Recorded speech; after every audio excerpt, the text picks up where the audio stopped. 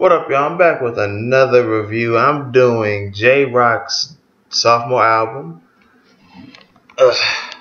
959, 90059, whatever you want to call it. Um, I have not really mixed feelings, but I don't dislike this album, but at the same time, I don't like it that much, but I do like it. Uh, I see from TDE, like, people say they're disappointed with TDE and Jay Rock because like how long it took for the album to drop and like what seemed like an attempt to get pre-orders, so they're looking for album sales and not getting music out and putting out good music, even though there was good music on here. Now I hear there were like 4 or 5 songs on here that were already released, so it's like, well, damn, what's the point? Like, really, that's half the album, pretty much. Like 5, so that's like 6 other songs that aren't on here. So you got one more song. You got one song other than half that are on here that weren't released previously. Like, what the fuck are you doing? Like, have at least 2 songs, but 5? Considering there are only 11 songs on here. Now, if you'd have dropped like 18 or 19, okay, that's fine. But only 11, and that's what I think is disappointing to fans and myself. I'm not a Jay Rock fan. From what I've heard of from him, I like him. He's not my favorite in TDE. My favorite in TDE would be Kendrick, then Schoolboy, even though I don't fuck with him like that really either. Then Jay Rock, and then Ab-Soul. So I don't really fuck with TDE like that. But anyway, let's go ahead and get into the review. First, let me say this.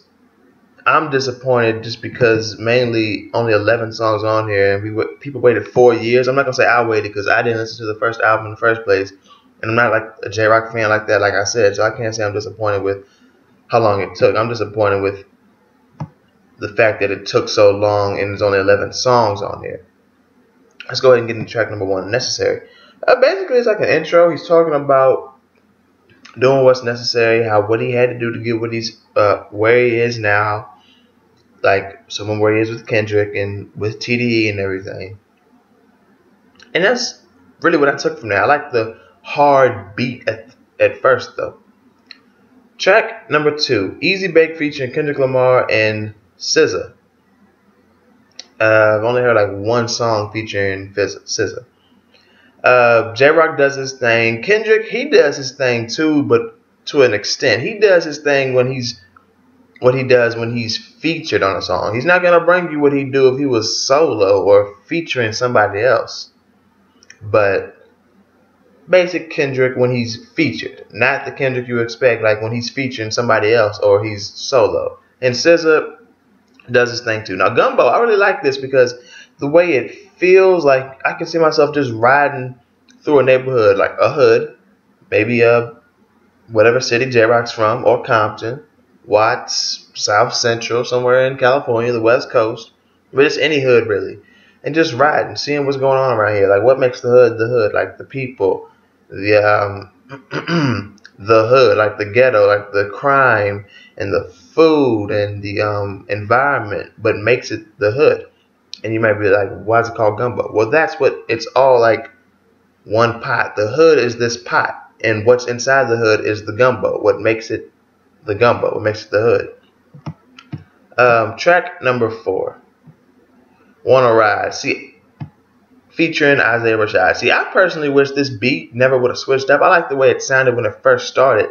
Then it switched up, and like, I still like it though, but I wish the beat would have stayed the same. Like, Wanna Ride, it's basically asking like, do you want to ride? But he's not really saying anything about riding particularly, but he gives you an image of you riding. And Isaiah Rashad comes in doing his thing like usual.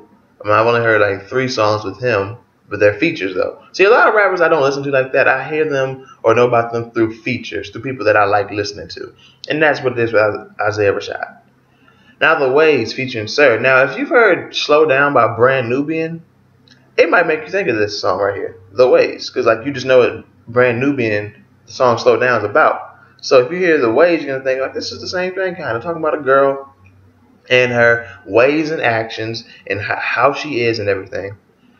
Track number 6, Telegram, Going Crazy. I really like this song because like the way it feels and the singing too, and like going crazy. I thought he was gonna go into like the whole down,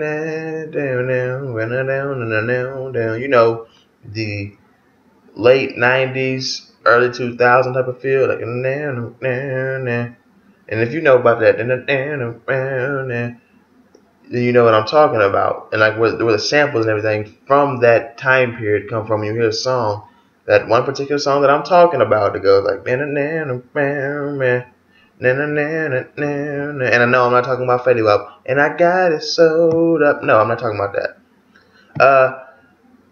The track number 7, 90 059 959, whatever you want to call it. See, the way it started off, I was like, oh God, Rock, what the fuck are you doing?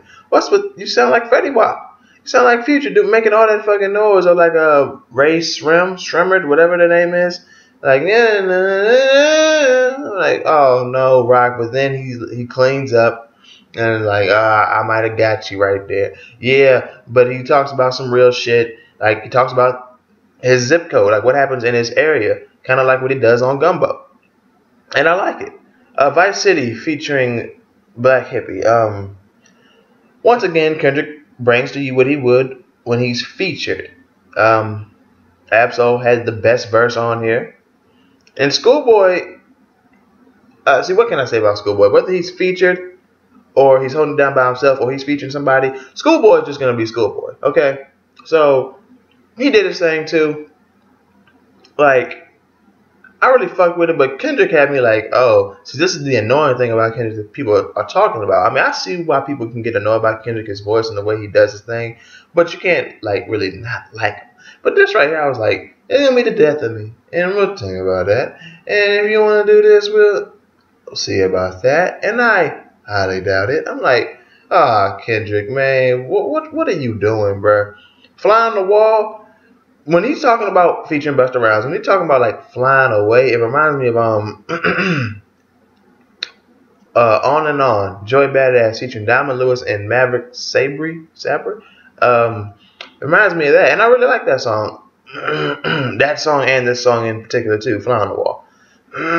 Money Trees Deuce featuring Lance Skywalker. I don't know, probably Skywalker, but Money Trees Deuce, I thought it would sound similar to Money Trees that we heard off a Good Kid, Mad City, Kendrick's album. It didn't remind me of it, but I like felt the like where he was trying to go, like the picture he was painting, like getting money and how the little kid in the hood got the money and he brought it back, kind of like what Future said on My Niggas featuring Juvenile off that mixtape that Juvenile put out.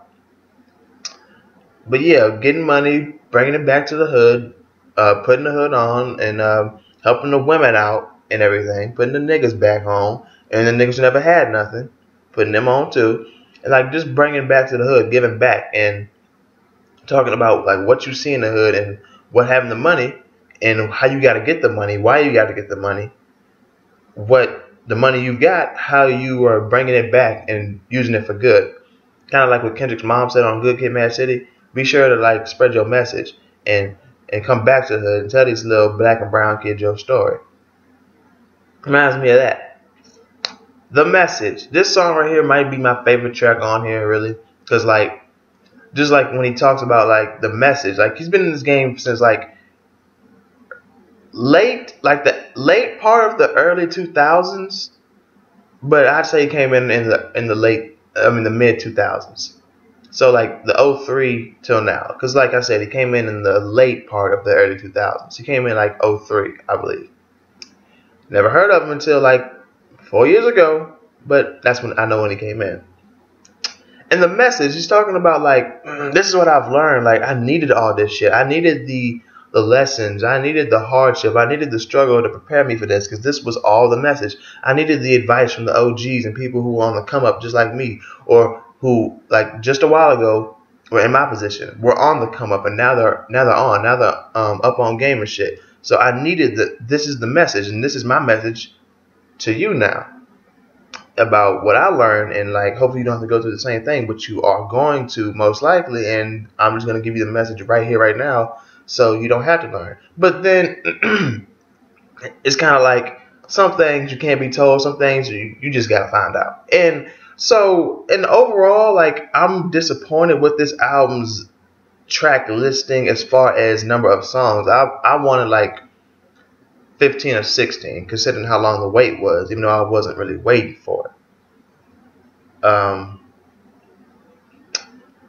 I'd say like some fans are probably disappointed with the number on here too, and how long it took for it to be released, especially considering how long it took for it to be released. How many songs are on here? In the like, seemed like a scheme to get pre-orders so you can get album sales first, then worry about the music. But really, I have to say, as far as hip hop goes, what kind of album is this? I give it a 7.5. As far as like being political and insightful, being socially and like personally conscious, an 8.5. As far as being like, see, it's not alternate hip hop, so let's not get that confused. But as far as it being, well, I expected this to be like maybe a 6.5 from what I've heard from Jay Rock, even though I heard he's one of the more underrated rappers in the game, which I can tell he is from this. I slept on him. So I already covered like it being socially and personally conscious, and it being political, insightful, and everything. Overall, I have to say I'd give this album a 7 out of 10. I like it. Like, I might go ahead and buy it. And see, I buy CDs. I buy the hard copies. I don't like buying shit off iTunes or Apple or whatever the fuck they do. Tidal, if you can buy over there, I don't know. I like the hard copy. Something about the hard copy. So if I see this in Best Buy, I might go ahead and get it. Just like I'm gonna go ahead and get Lil Dicky's album. I reviewed that earlier. If you want to check it out, go on my channel, you'll find it. It was like not even 3 hours ago. So yeah, that's what I have to say about this album. What do you think of it? I know some of y'all probably don't like it, like the way I reviewed it and what I gave it, because I didn't get too detailed into what I heard. But I gave you like what I took from it. So if you like my opinion, go ahead and like this video. If you dislike my opinion or the video, just like, you know what the deal is, hit the dislike button. What do you think of this video? I mean, of this album? Did you like it? Did you dislike it? What do you think of my opinion? Was it too high? Was it too low? Was it right on point? Be sure to get at me on Twitter, Facebook, YouTube. When I say YouTube, Twitter, Facebook, SoundCloud, Instagram, Audio Mac, my email, all that's in the description below. Subscribe, share this video, do all that good shit, y'all. And I'll see y'all next time. Jay Rock, whatever number you want to call that, 90059, 959, whatever. Album review, over.